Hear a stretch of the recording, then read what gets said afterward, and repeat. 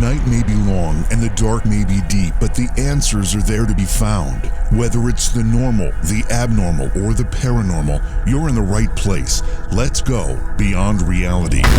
Good evening and welcome, everyone. It's Beyond Reality Radio. I'm JV Johnson. I am here with you tonight. Jason has the night off. Thanks for joining me. We have a really special program. We're going to have two guests on tonight. We've been talking about our first guest, as we talked about this program for the last week or so. Linda Schurman will join us. Linda's an author and an astrologer. We're going to be talking about her predictions for 2019 and 2020 and her new book that's called Our Choice, Extinction or Evolution. That sounds kind of ominous. She'll join us during the first hour. And then later in the program, we have a special addition to our schedule tonight. We're bringing in Lee Austin because Lee, he's an author and a broadcaster.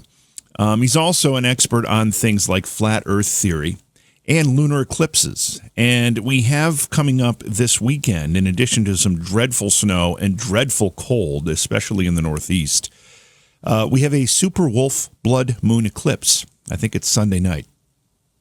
And we're going to find out what's special about that, why it's important, if you have any interest in what happens in our skies, to get a glimpse of it.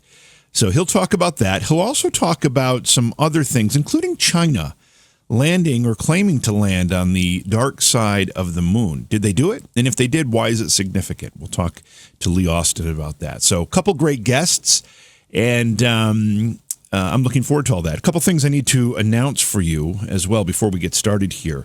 I'll be making an appearance in Edmonton, Alberta, Canada. It's a horror film convention called Dead by BYCon. Dead by Con. You can find information about what's going on there, the celebrities they'll have at the show, by going to deadbycon.ca for Canada. I'll be there. Also joining me will be Rebecca Foster. She'll be there doing readings. Some other celebrities include Felissa Rose from the Sleepaway Camp film, Tony Moran from the original Halloween film, and Camille Keaton. If you've seen the original I Spit on Your Grave, which is a great film, that's Camille Keaton. She had the starring role there. So they will be there, among other people. It's going to be a weekend of great fun. It is February 16th and 17th in Edmonton, Alberta. So go to deadbycon.ca, check it out. Also, just prior to that, on February 12th, Rebecca Foster will join me in upstate New York, Oneonta, New York, at a place called the B-Side Ballroom and Supper Club.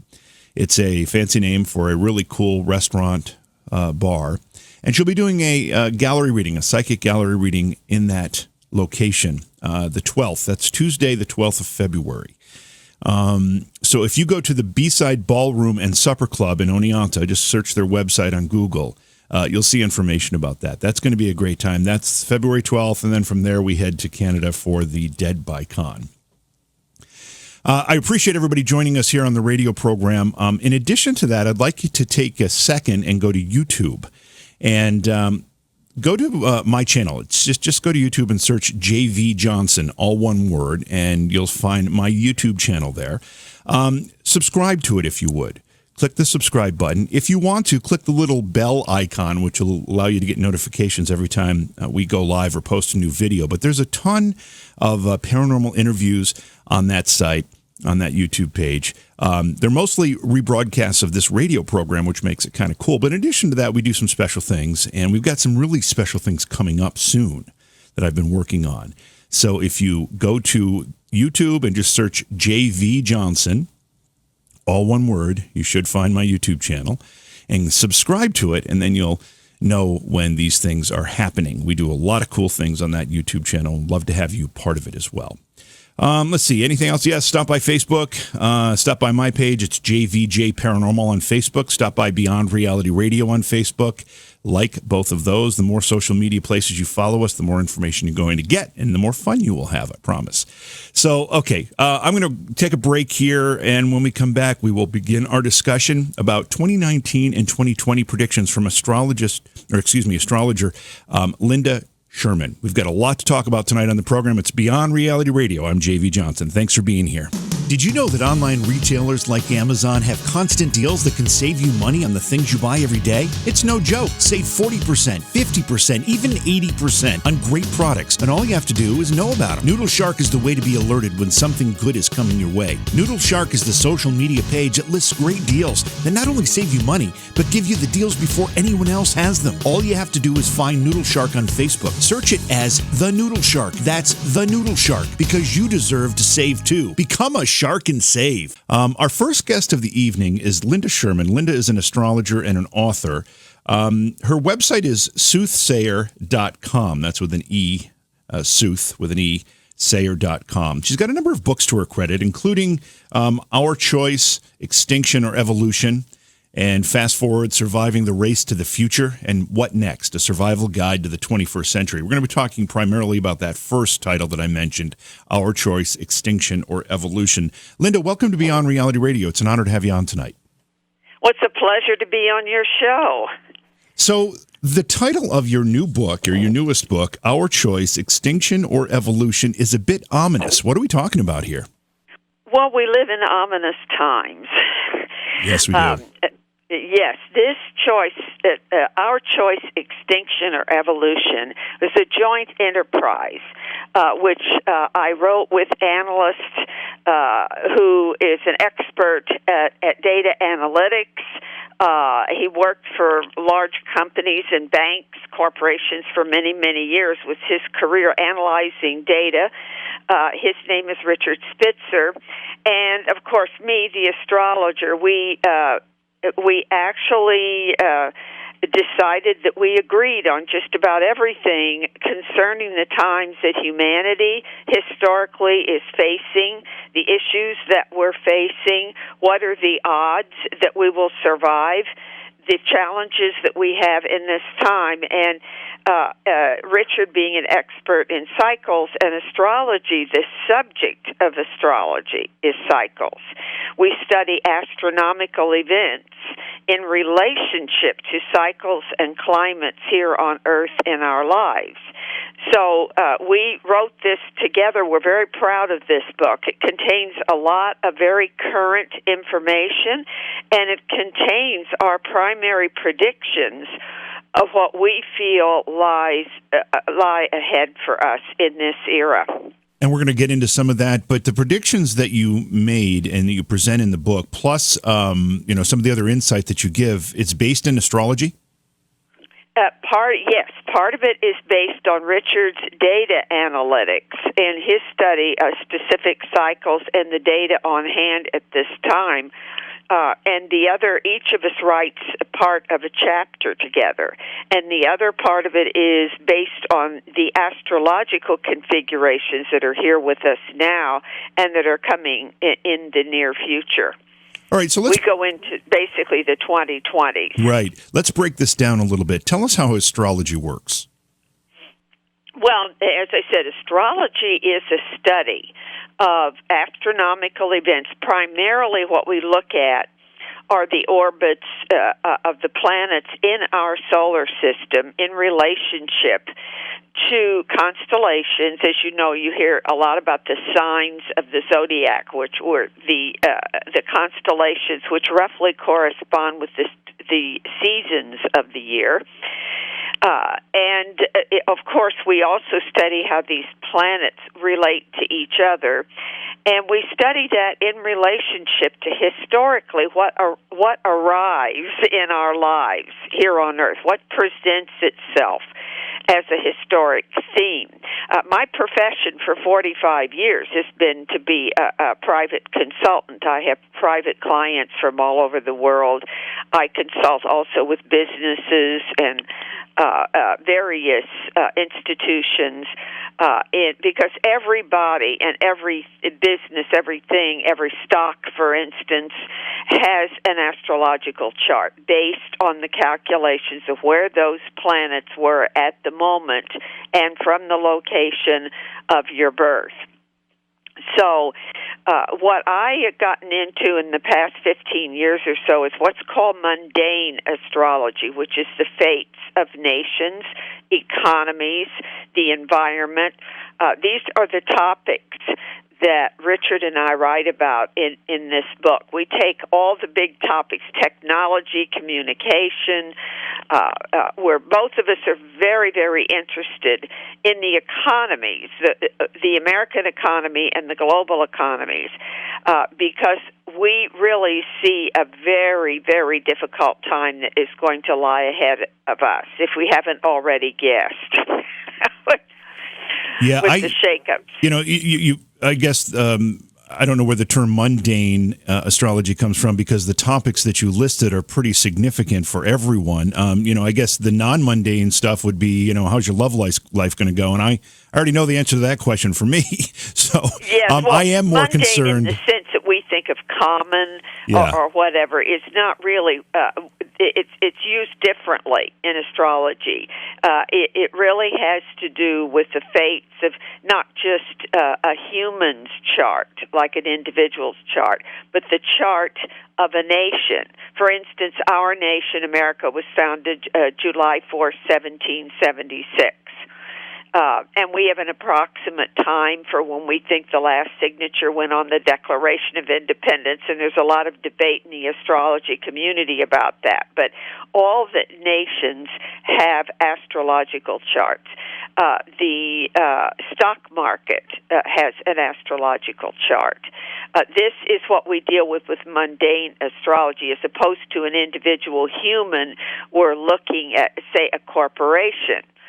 Like the day that Google was born, or the day that Facebook was born, or whatever, or the day it was listed on the stock market. That's another chart. That's what we do with mundane astrology. We study these charts.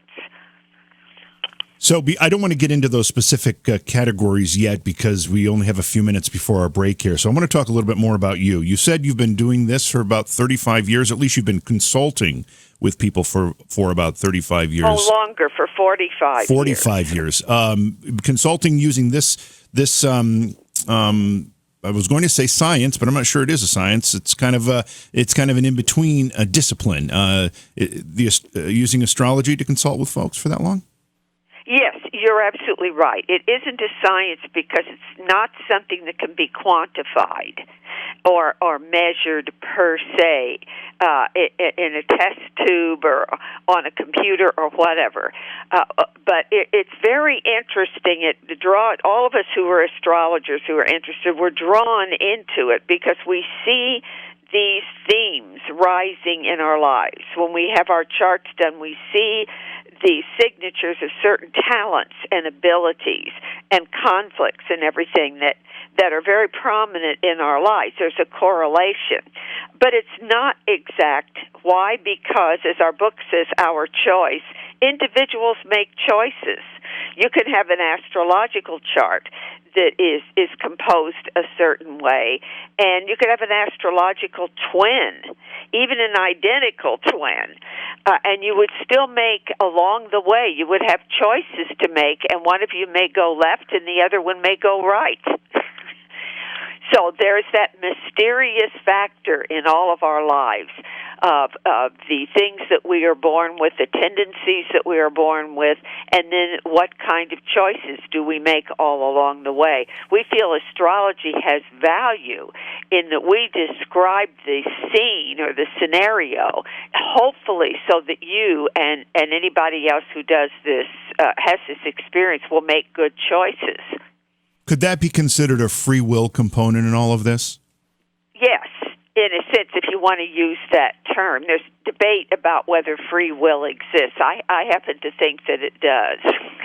I think that's one of the most mysterious things about humans, is that we actually have free will, but along with that goes a lot of responsibility that sometimes we don't want to take. Exactly. So at what point did astrology attract your attention and become something that you wanted to pursue professionally? Well, I was always curious about it. When I was in college, at first I was going to major in psychology and found it a little disappointing because academic psychology, when I was in college, it seemed as if it wanted to turn us into mice running a maze or into mechanistic knee-jerk responses. I was looking for something bigger and grander in terms of trying to understand why are we here and what are we all about. So I wound up majoring in English and education in college, and my degrees are in those subjects. And I was also a professional classical singer, musician, concert singer, for a good portion of my life. And I decided not to try to pursue that as a big career because I would cut everything else out in my life. I happened to have met a singer I was singing with in a performance. And we got in a conversation way back when about the paranormal, things that were off the beaten track, out of the box, which I was always very curious about. I always felt that humanity knew less than anything we thought we knew. That's been my theory throughout my life, that we know little or nothing. And so let's discuss all these out-of-the-box things. And we started talking about astrology, and I said these newspaper columns are ridiculous. They're meaningless, and I know, but I think there's something to this. And she said, how would you like to meet an astrologer? I said, wonderful. So she invited us over for lunch, and I met this wonderful astrologer. Her name was Doris.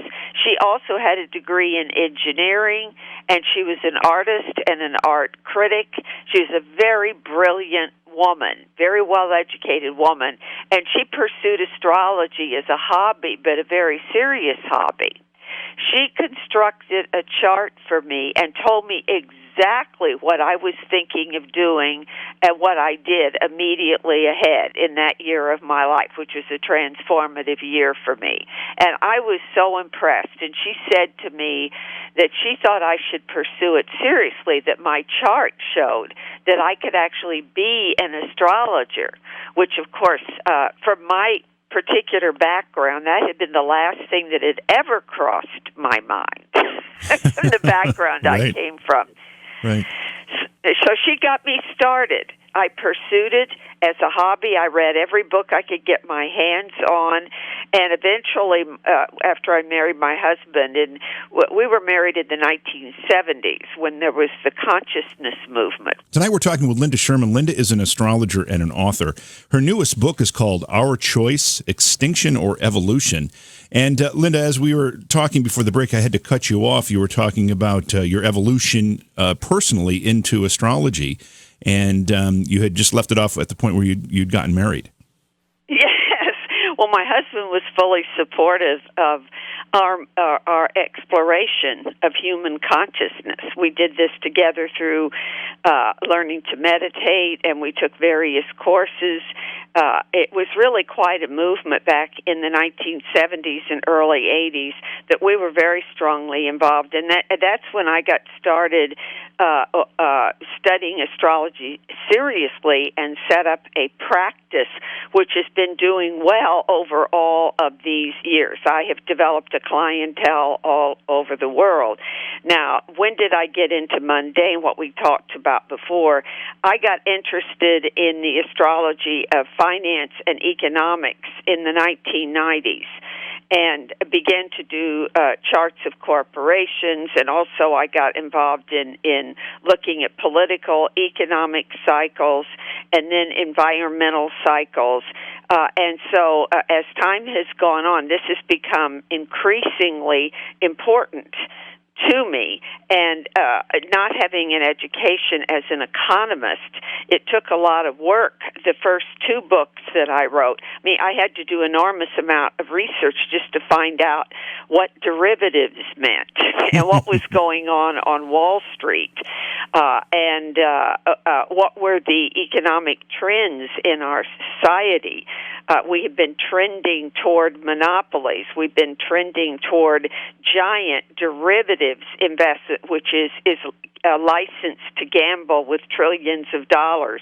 And the more I studied about what was going on and what the planets were saying to me, the more alarmed I have become realizing that most of it are so out of touch with what the wealthiest and most powerful people in the world are doing, and the giant casino out there.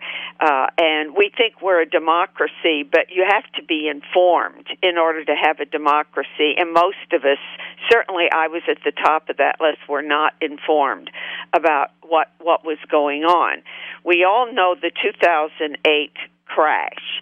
Well, I forecasted that. I tried to get all my clients out of the stock market. I wish you had called me.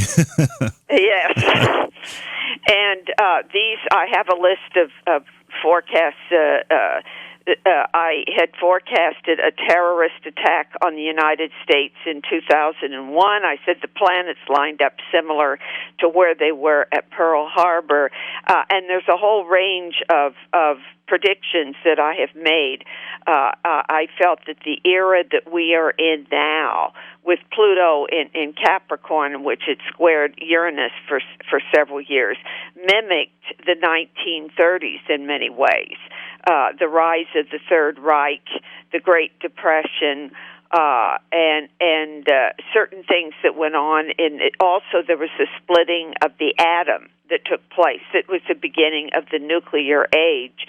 And recently, several years ago, there was the substantiation of what they call the God particle.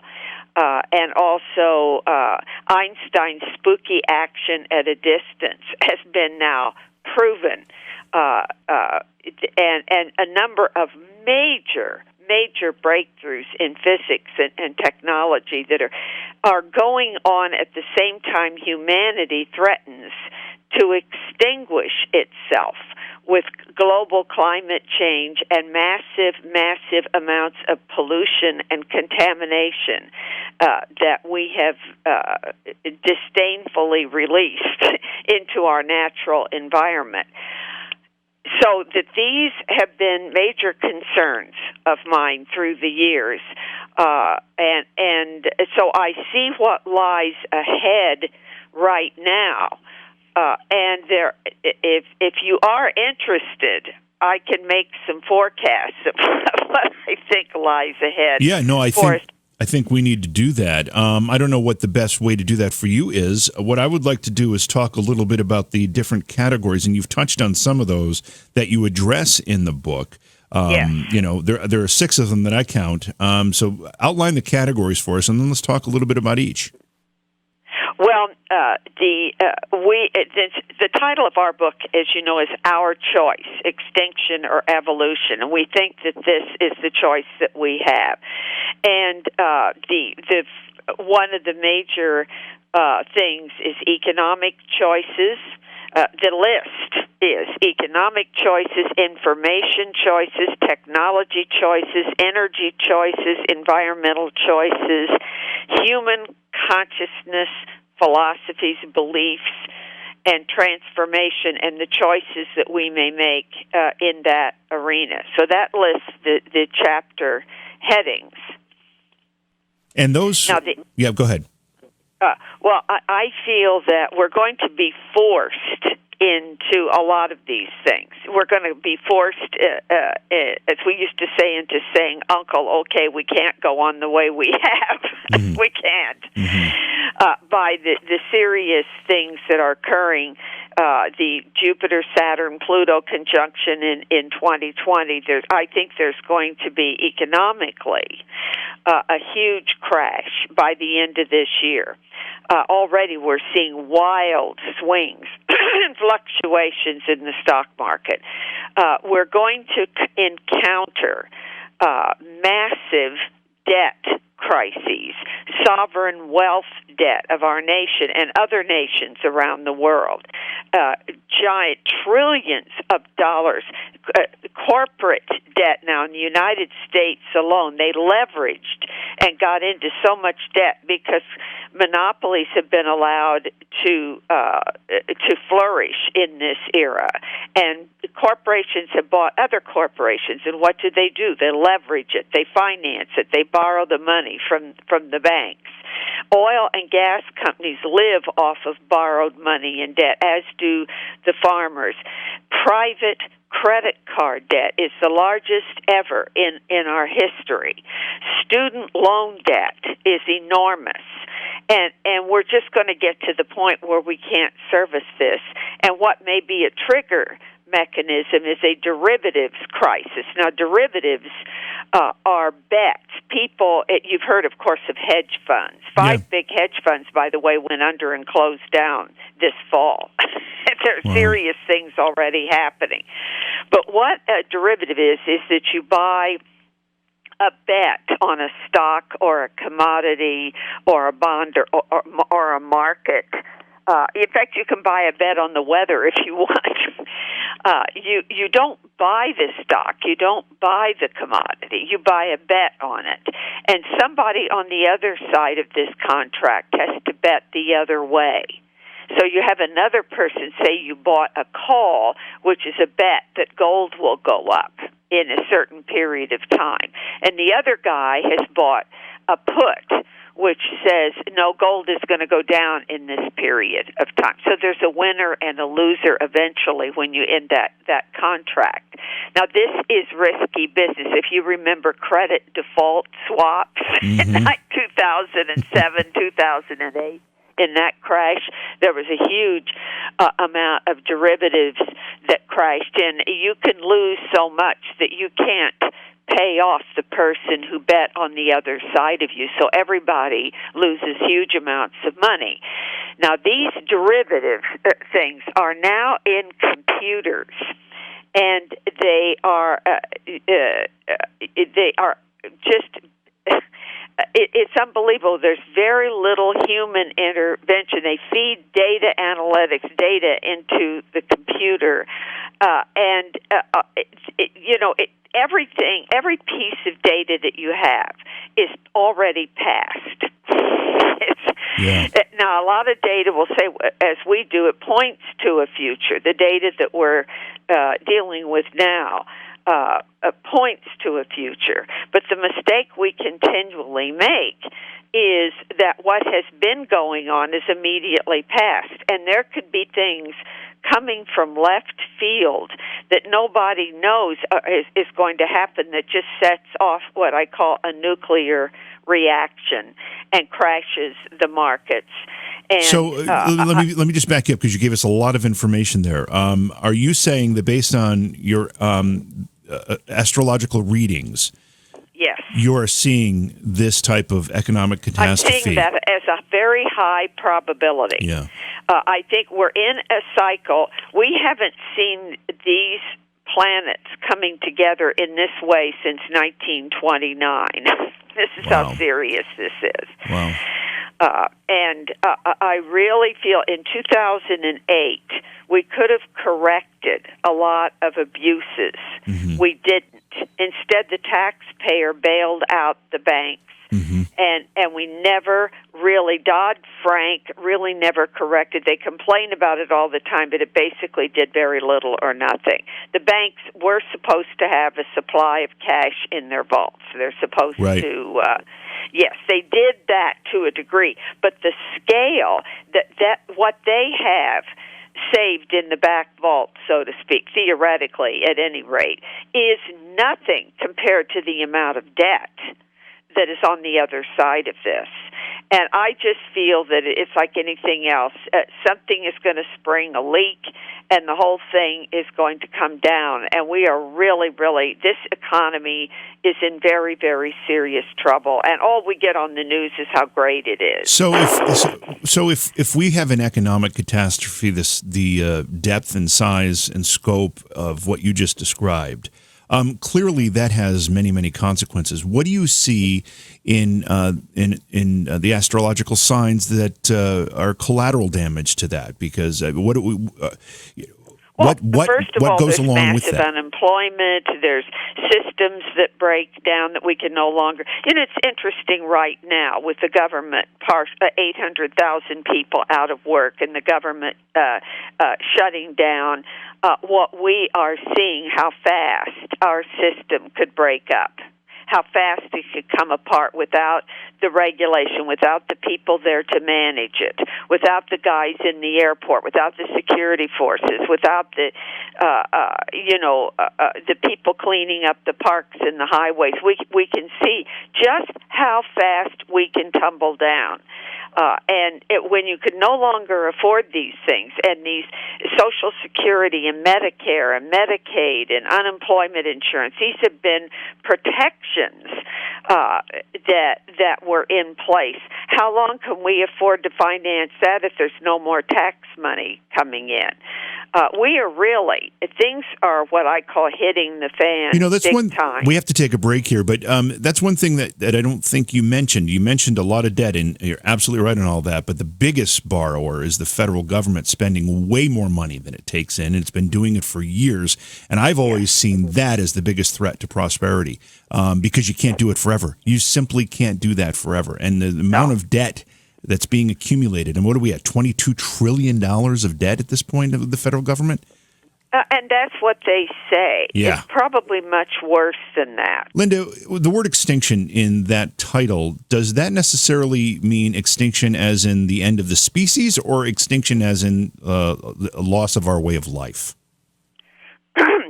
I believe that we're at such a major crossroads that it could be either one, or probably both. We could lose our way of life. Our civilization could fall and fail as the Roman Empire and the Greeks and all the other civilizations fell. But further to that today, different from those times were specific areas, specific parts of the world. We now, because of what we have done connected with global climate change and massive pollution, we now threaten to bring our species down along with so many other forms of life on Earth. The statistics on this are unbelievable. 40% of the species in the sea have gone extinct in the past 50 years. I mean, it's unbelievable what we have been doing just unconsciously with promoting our way of life and how we live and how our civilization has worked. I want to ask also about something you said in the first part of our discussion when we were talking about free will and choices that people make that could change outcomes.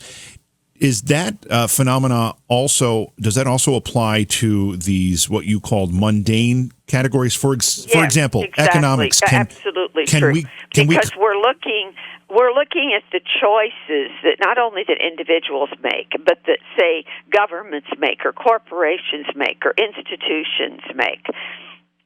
We're looking at all of that together. But let's face it, all of these are also made by individual humans and groups of humans. And there has never been a species that's done to the planet what we've done to the planet. But I want to say this, there's never been a species that is more capable than we are as well. We do remarkable things, absolutely remarkable things. Do you also think, and forgive me for rushing the questions here, we do have another break coming up, but do you also think that when we look at crises such as the ones you've outlined and others, that the old saying applies, necessity is the mother of invention, and yes, I do. Mm-hmm. I do accept that it may be too late for many, many, many people who happen to live in regions of the world that are going to be covered by water, and they're not going to be, the consequences are going to be there. Climate change, this kind of thing. But I do feel that those people who do survive will relocate to areas. And I think that we have luck in being in America, in North America, may be one of the better places on Earth to relocate, because we have the largest supply of fresh water in the world with the Great Lakes, the Mississippi River. We have tremendous farmland. We may be able to survive. Now, another thing I really feel it's important, any show that I'm on, is that everything things are going on that unfortunately the mass media is not telling us about that would lead me to feel that we may make it. And one of them, I repeat this over and over again because so few people are discussing it, is hydrogen boron nuclear fusion. This is a process where the hydrogen atom is goes sort of like the hydrogen bomb and what happens on the sun. There is no pollution at all involved with this process. This would mean infinite amounts of energy all over the world with no pollution, no fossil fuel. It would be possibly the greatest holy grail invention since the wheel. Yeah. And it's already in 4 sites around the world. In Germany, in France, in Switzerland, and in California, they have a fusion reaction. And places like MIT are finding ways to create an infrastructure around it. They've solved the problem of electrical conductivity. This is something I put my mind to research in the past several years and I have found articles in science publications. It's groundbreaking. Sorry to cut you off. We have to get to break. It's Beyond Reality Radio. More with Linda Schurman coming up. Please support the program. Go to patreon.com/Johaw. That's JOHAW. We have a great program for you. We are talking with Linda Schurman for a little while longer. And then later in the show, we're bringing in Lee Austin to comment on a couple of things that are in current events that we need to chat about. One of them is the Super Wolf blood moon eclipse that's coming up over the weekend. What's it all about? Why is it so interesting? And why is it important for you to check it out if you can, even though it's going to be sub-zero temperatures in the Northeast? I don't know if I'm going to be able to get outside for that, but I'm going to try. And we're also going to talk about China and the reports that they landed a craft on the dark side of the moon. Why is that important? And why is it controversial? Because some people say it didn't happen. So all that with Lee Austin just a little bit later. But right now, again, we're talking with Linda Schurman. We want to get right to this because we're going to run out of time before we run out of questions. Linda, we're talking about your book, Our Choice, Extinction or Evolution, in which you define a number of categories, and you use astrology and trends and data to make some predictions. We've talked about the economy. We've talked about the environment to a degree. There's some other categories there that I want to touch on as well. One of them is technology. Are your predictions related to technology good for mankind, or are they also troublesome? They could go either way. I think mostly we're making technological breakthroughs that could be wonderful for humankind if we figure out how to fit them into a workable economy.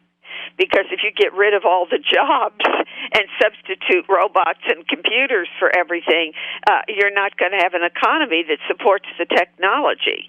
So it's very, very important that I really feel our important concern should be a society that works, where the kind of economic inequality that exists today, where our infrastructure, which helped make us the greatest nation on earth, is falling apart because the money is being concentrated in the hands of the very, very, very few.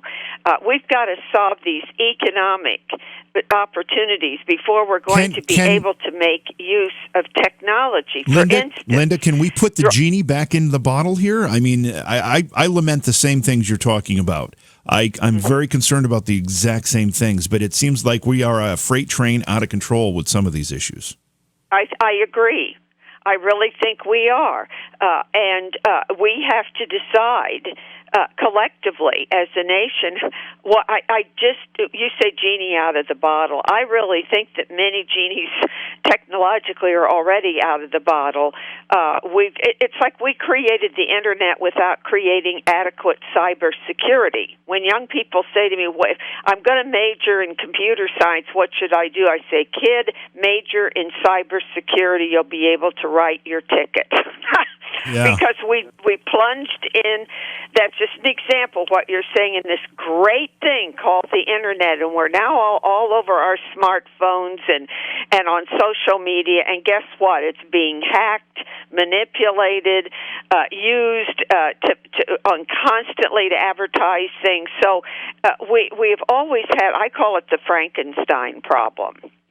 I feel that Mary Shelley was one of the great prophets of our age, and it is the problem leaving the age of Pisces and going into the age of Aquarius.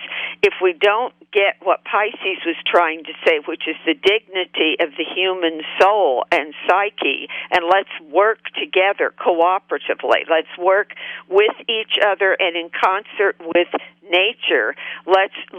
We've got to solve our psychological, social, and spiritual problems, and if we tackle that, we can use technology in a wondrous way in this new age that's dawning right now. But if we don't tackle, this is why we had a chapter on this in our book, is if we don't tackle these problems, if we remain infantile, narcissistic, selfish, and violent with each other, then we have made a choice to extinguish ourselves, and all the technology in the world will simply be used to kill each other, as opposed to help clean up the planet and create a new age of great prosperity. And I really think we have a shot at doing this. I think it's what lies ahead of us is going to hurt so badly. I don't think it's going to last forever. I think we're going to have a digital currency which will transform money, and the banking system will be based on blockchain technology. There's a lot of things that we astrologers who do this see lying ahead. I think there may be a massive debt forgiveness and a starting over. It's called Jubilee. And to me, it's the only answer. In the 1930s, Roosevelt, all the banks in America practically closed down, and everybody lost everything. Yeah. It was a nightmare. And we forget history. It doesn't repeat, but it rhymes. What Roosevelt did was print up piles of money and shipped it out in trucks to the banks so that they could reopen. That's called a debt jubilee. And it was anywhere, there's an estimation from 40 to 50% of the debt was what you would call in that jubilee. Now, it did save the banks for a time. I mean, it wasn't the Depression went on a long time. Right. And it was, it's not going to go on a long time. Some argue, I think it's going to hit through 2024. Some argue that World War II was what actually brought us out of the Depression. But we're going to run out of time here, and there's another category that I really want to touch on before we have to say goodbye, and that's human consciousness. That's one of the things that you talk about in the book. What are we looking at there? And then my final question to you will be, we've talked a lot of doom and gloom here. What's the good news in all of this? Well, I think that I'll answer number 2 first. I think that the good news is that all of this could be a wake-up call to what we really need to do. In a sense, you say World War II brought us out of the Depression. I was alive then. I'm an elder person, and I was a little child during World War II. But I remember how this country pulled together because we knew we were doing the right thing. Absolutely. We need to pull together in a green revolution, in an economic revolution, and I don't mean socialism or communism, or we need a balance between enterprise, entrepreneurial capitalism, and social programs and safety nets that work. We need a balance between those two instead of fighting each other all the time. We need to change our ways in this sense. We need to change our consciousness. That is an answer to that question. And each person has to go through his or her individual confrontation with his or her soul and find a way to confront goodness and kindness and a belief that we have a higher self, which I absolutely believe that we do. And if we open to contacting that higher self, the answers will come to us. We will recognize that we're all a part of each other and a part of the universe in a grand scheme.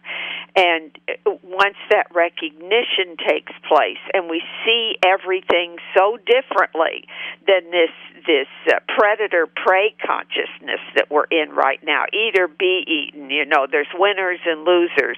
We've got to move out of that because everyone will lose with this present state that we're in today. Well, a lot of changes are necessary. Linda, thank you so much. The book is called Our Choice, Extinction or Evolution, and where can people get a hold of it?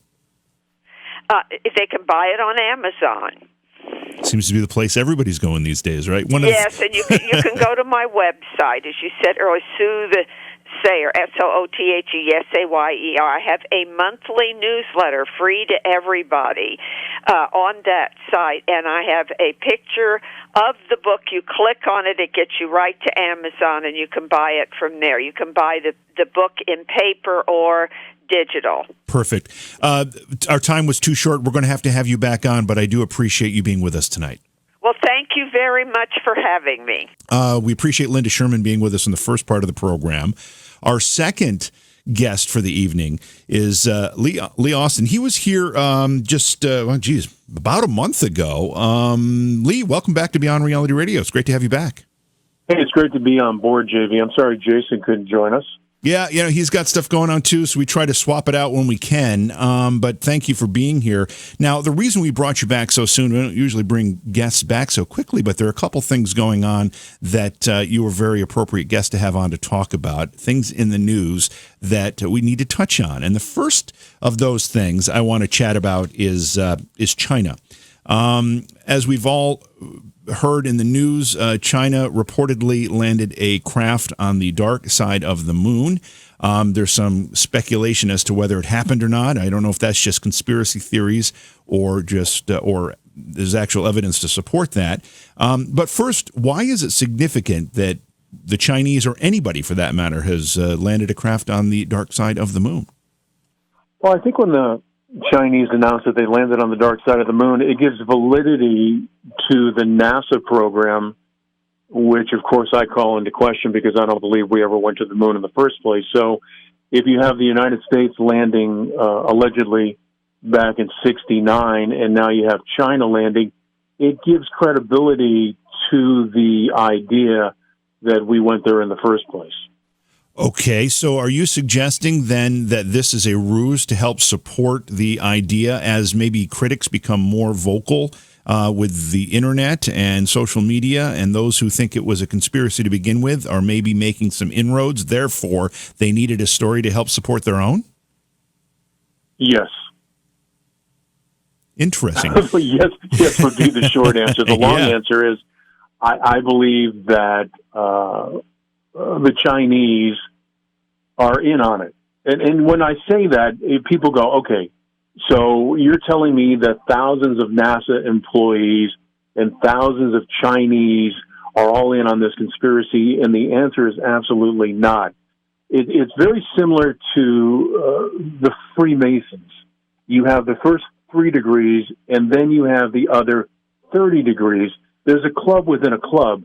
And even at the job that I have, there's an office within an office. And you only know what you're supposed to know.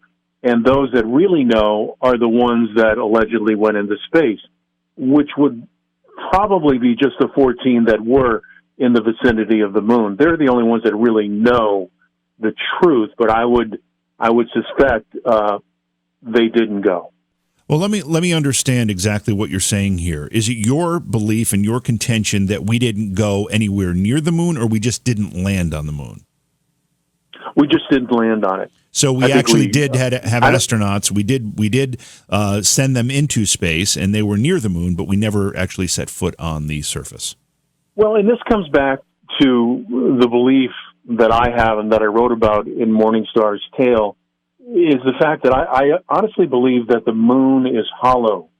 It's hollow, it's flat, translucent, crystalline, and self-illuminating. So it's impossible to land on it. There's a great lyric by Pink Floyd in the song Eclipse. There is no dark side of the moon. Matter of fact, it's all dark. And I think what they were alluding to way back in the day in 1972 is the fact that there's nothing to land on. It is not terra firma. That is my belief. And, of course, one thing I didn't mention when we started this conversation is that you've done a lot of work and research into flat Earth theory. So this probably is kind of dovetails into those discussions. Yeah, it does. And, just to be clear, JV, I know that you're not on board. Well, I don't know how much on board you are. Yeah, you don't necessarily have to. I'm very open-minded. That's why I love doing this program, because I get to hear all of this stuff. Yeah, and that's why I love talking about it, and the reason I wrote the book. There's a couple of things I honestly believe in, 100%. One is that the sun and the moon are the same size, and that the sun pours its light into the moon, and that accounts for the moon phases, whether you have a new moon or a full moon, which we will have on Sunday when we have the alleged total lunar eclipse. But I do believe the moon and the sun are the same size. I do believe that the light from the sun is poured into the moon, and that the moon and the sun rotate around the flat Earth, which is an enclosed dome. Those are the things that I really have come to believe and have embraced. But there's some items on the flat Earth list I'm not so sure about, and one of them is the topic we're going to talk about tonight, which is the lunar eclipse, because honestly, those that say the lunar eclipse disproves the flat Earth have a really good point. Our guest this part of the program is Lee Austin. He's an author and a broadcaster. Before we went to break, Lee, we were talking about flat Earth theory a little bit, and we were also talking about lunar eclipses, and there is discussion that a lunar eclipse might be part of the evidence that would disprove flat Earth theory, and you were about to touch on that. Why don't you take it from there? Yeah, I do agree that if you're going to argue against the flat Earth, the best argument you can put forth is the lunar eclipse, because let's face it, when you see a lunar eclipse, you see the shadow of the Earth over the moon. And just a recap of what's going to happen. On this Sunday, January 20th, there's going to be a super wolf blood moon, a total eclipse. Now, super means the moon and the Earth are at their closest distance to each other. Wolf corresponds to the first full moon of the year. Blood is the color of the moon during the eclipse, and total, of course, is the blood hue spectrum that'll cover the entire moon. I'm going to work backwards on this and start with something that I and the astrophysicists agree on, and it's something called a horizontal eclipse. Now, what I'm going to share with you, I wrote a little bit about in Morningstar's Tale, the book I wrote, but I want to expound a little bit more on it because it brings up a question I have. And I have this new theory, and it's not exactly mine. It's just from doing a lot of studying, and a few other people seem to agree with me on this one. But anyway, a horizontal eclipse occurs when the sun and the eclipse are both simultaneously in the sky. In other words, when a lunar eclipse occurs, or how it should occur, is you have the sun, the Earth, and the moon in perfect alignment. You have the sun shining on the backside of the Earth, and the Earth casting its shadow over the moon. That's a lunar eclipse. However, in a horizontal eclipse, the sun and the eclipse can both be viewed simultaneously in the sky, which would lead to the conclusion that the sun is not behind the Earth. And this has occurred 50 times since the 15th century. And just to show you, I'm not just pulling this out of my hat.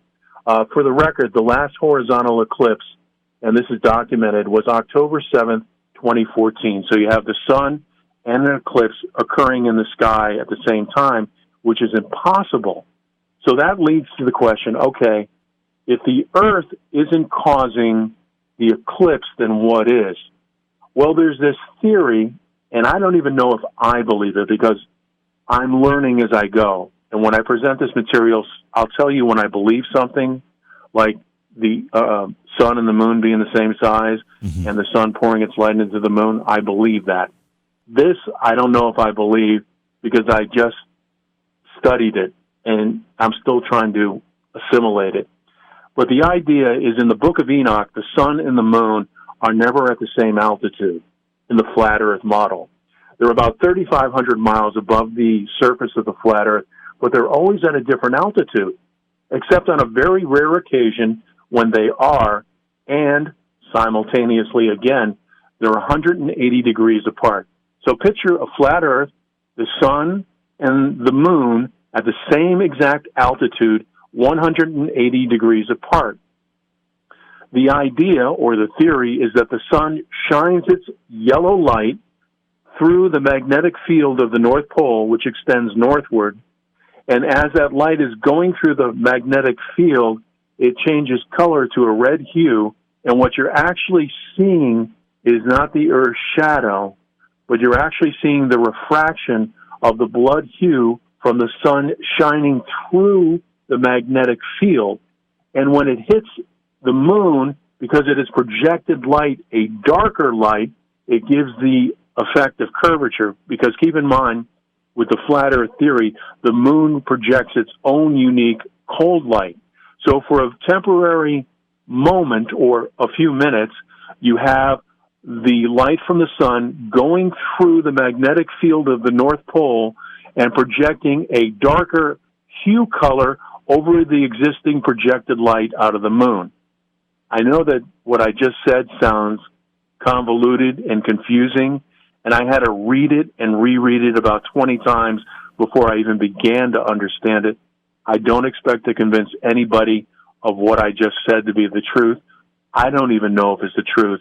But someone please explain to me how a horizontal eclipse can occur where you have the sun and the eclipse in the same sky and you can see it simultaneously. That means the sun isn't behind the Earth.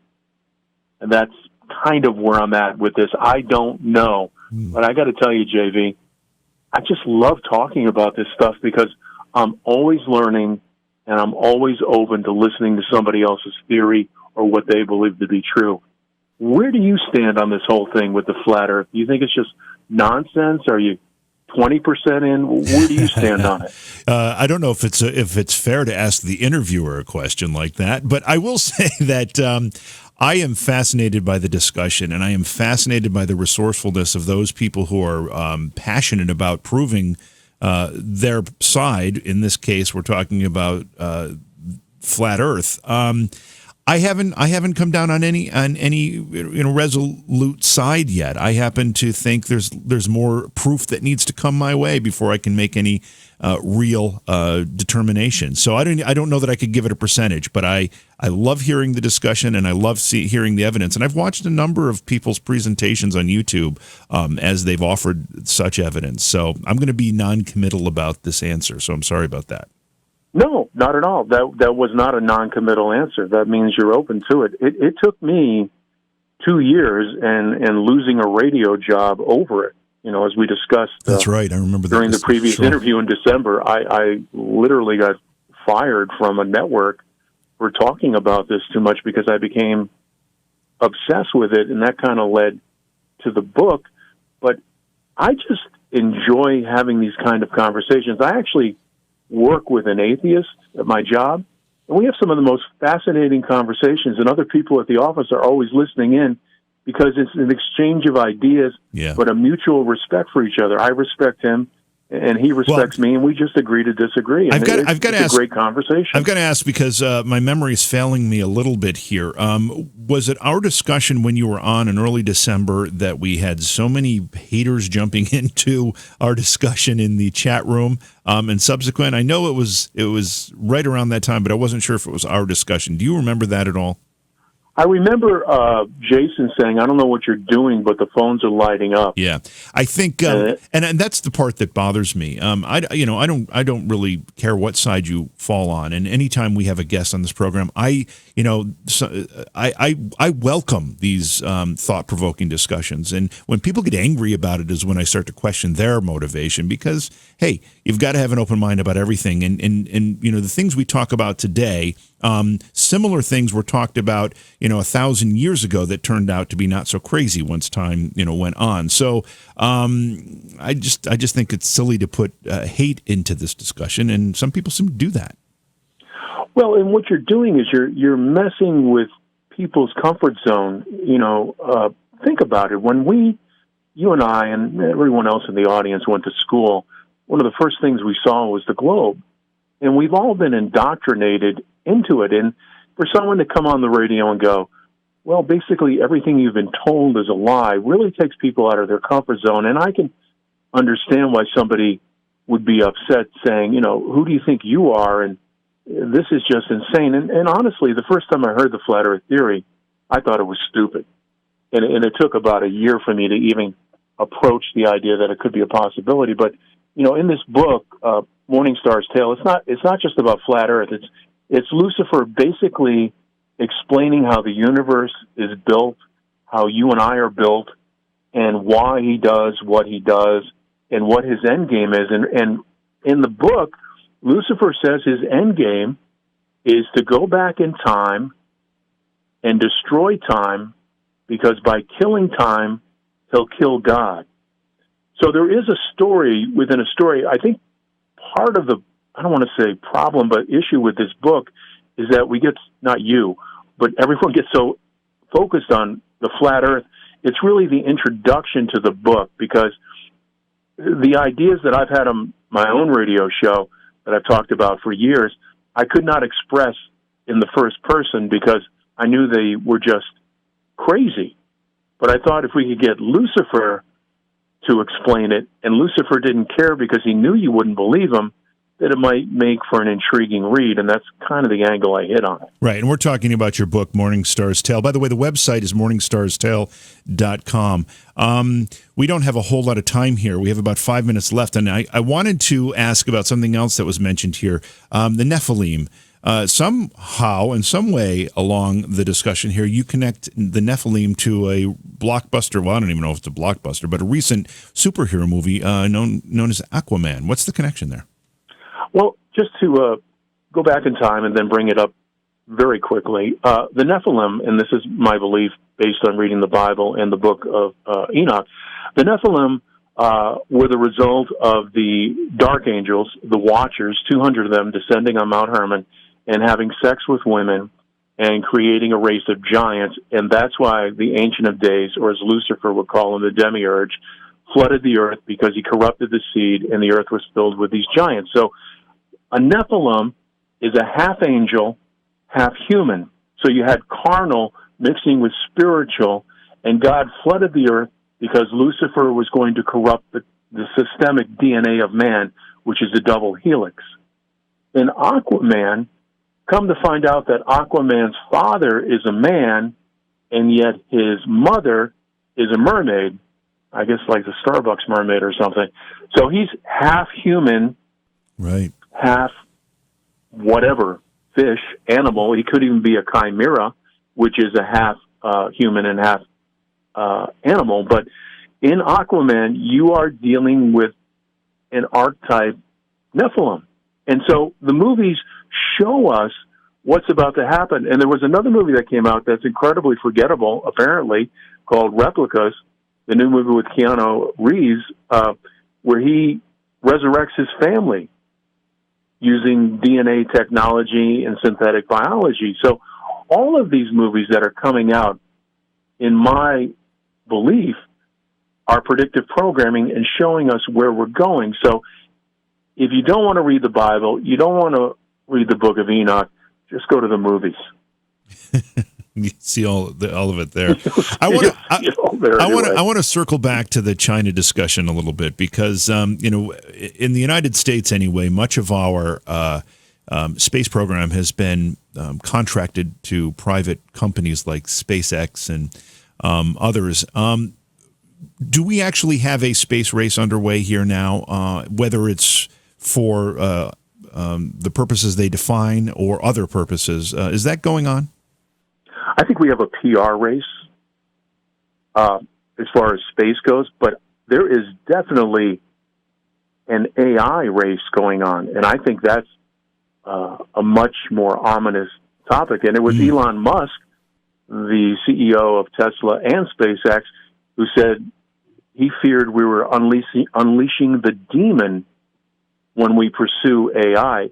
And I think the real genie in the bottle is DARPA and the super soldiers that are going to be produced, if not already, on the assembly line, these hybrid Nephilim mixing with AI. And in many ways, I think that might be the final fruition of what all of this is coming to, the idea of mixing an AI with a demonic spirit, which would give it incredible intelligence. It would be a person and yet a machine at the same time. So, the rabbit hole only goes deeper, JV. So you say a demonic spirit. Is this the result of an unintended consequence, or is this by design?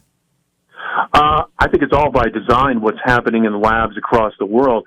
What happened in the Bible? What I think happened, what I believe to have happened, is that when the Nephilim were destroyed via the flood, their disembodied spirits are known as terrestrial spirits, which I believe are actually demons. So if you want to know where demons come from, I believe they are the disembodied terrestrial fierce spirits of the Nephilim that were destroyed during the deluge.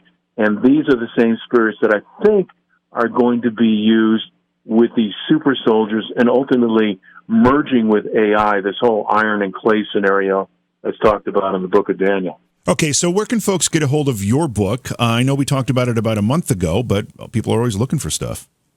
Yeah, it's real easy. You can go to Amazon or Barnes & Noble. The book is called Morning Star's Tale, and it's not T-A-I-L, it's T-A-L-E. So Morning Star's Tale, Amazon, Barnes & Noble. You can also go to my website, which is morningstarstale.com, and that'll lead you towards purchasing the book if you like. And that's it. Great. Lee, thanks for being here on short notice. There were timely topics, and I'm glad you had time to join us.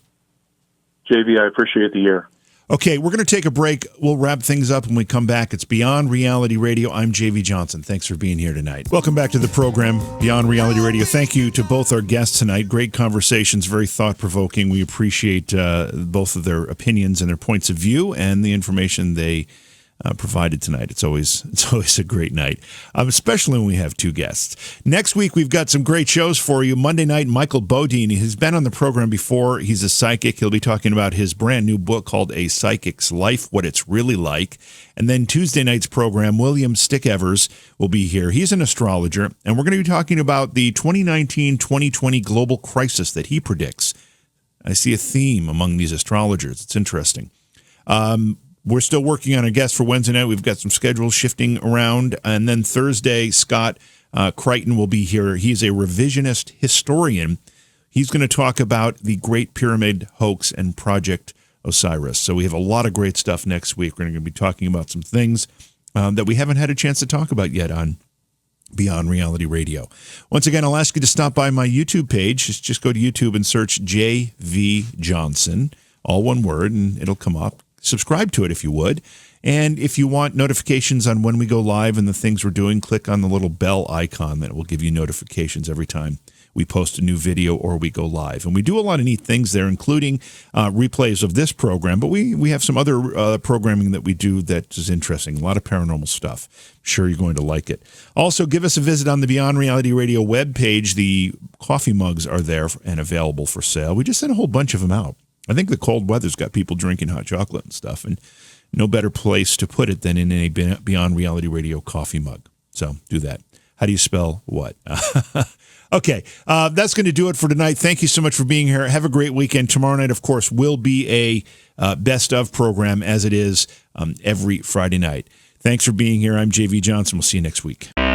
Beyond Reality Radio is hosted by Jason Hawes and JV Johnson and produced by Alexandria Johnson and Slick Eddie Edwards for Entercom Radio. Beyond Reality Radio is distributed by Westwood One Radio Networks. Stop by our Facebook page and say hello. Follow the hosts on Facebook as well. For Jason Hawes, follow at jasonhawes.taps. For JV Johnson, follow at JVJ Paranormal. If you'd like to be a guest on Beyond Reality Radio or you have a suggestion for a guest, contact Slick Eddie Edwards at slickeddieedwards@gmail.com. Be sure to visit our chat room as well at beyondrealityradio.com. Thanks for listening.